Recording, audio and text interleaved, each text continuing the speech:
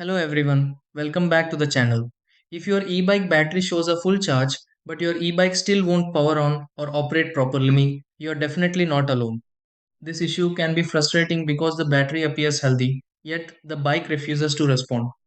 In many cases, the problem may be related to loose connections, battery protection mode, or communication issues between components rather than the battery itself.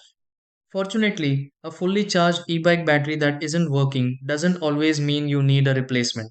Before spending money on new parts, there are several simple checks worth trying.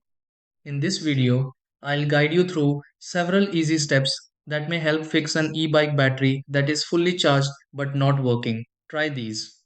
Step 1. Verify that the e-bike battery is securely installed and properly locked into place.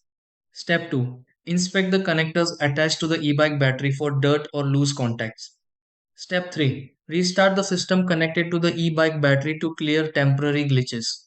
Step 4. Check whether the e-bike battery has entered a protection mode. Step 5. Disconnect and reconnect the e-bike battery to refresh the connection. Step 6. Confirm that the e-bike battery is supplying power normally.